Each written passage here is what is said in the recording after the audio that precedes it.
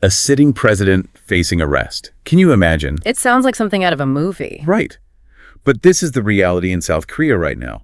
They're in the middle of a full-blown political crisis. It's wild. Absolutely wild. And a first for the country, too. Never before has a sitting president been threatened with arrest. This whole thing with suspended President Yoon Suk Yeol has really gripped the nation. We're going to try to break it all down today. Sounds like a plan. I think everyone wants to know what's really going on. Definitely. So Yoon is facing some seriously heavy accusations. Abuse of power, inciting an insurrection, the whole 9 yards. And it all stems from his decision to declare martial law. Right. Back on December 3rd. That's where it all began. So maybe we should back up a sec. For anyone who isn't familiar with the situation, can you explain what martial law actually means? Sure. In a nutshell, martial law gives the military pretty much total control. They replace the civilian government. It's often used in times of war or when there's major civil unrest. But wouldn't that kind of like trample all over people's rights? Yeah. It definitely can. Civil liberties are often suspended under martial law. Critics are saying that's exactly what Yoon was trying to do, silence his opposition.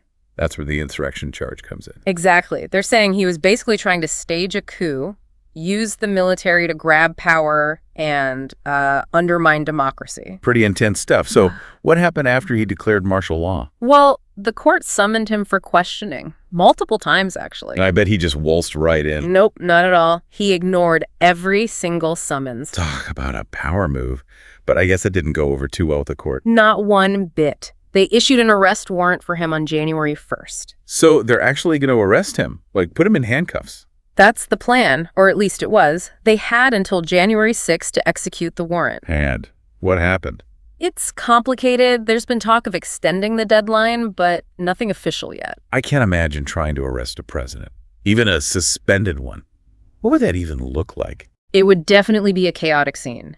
You've got Yoon with his security detail, potentially even some diehard supporters who knows how they might react.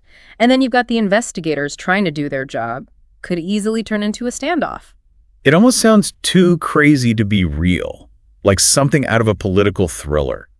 And it's just one piece of the puzzle. Oh, yeah, just the tip of the iceberg. There are so many layers to this situation. Right. We've got the whole constitutional side of things. I mean, how do they even determine if a president should be arrested? Well, the specific charges against Yoon are pretty straightforward. Attempting to impose martial law and defying the legal process by ignoring those summonses. But what happens next is a bit murky. Okay, so he's suspended now, right? What exactly does that mean? Is he still president or what? He's in this weird in-between state. Think of it like a timeout while the Constitutional Court decides what to do about his impeachment.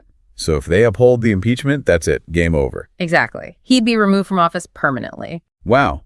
And in the meantime, the opposition's not just sitting around twiddling their thumbs. They've been busy. They have been. First, they impeached Yoon. Then they went after the prime minister. Impeached him too. You got it. And now they're even talking about impeaching the finance minister. Sounds like they're cleaning house. That's one way to look at it. They're also trying to stack the deck, so to speak, when it comes to the Constitutional Court, trying to influence who gets appointed as judges. So the opposition is trying to, how do I put this delicately, make sure the court rules in their favor. Essentially, yes. But it's a risky move. This power grab, while understandable, could really backfire. How so? All this upheaval, it's adding fuel to the fire. It could destabilize the entire country. We're already seeing protests, right? Right. Things could easily escalate if people feel like the system is rigged. So we've got this huge political standoff, a potential constitutional crisis brewing, and the opposition making some bold moves. What's next? Honestly, it's anyone's guess at this point. Seriously.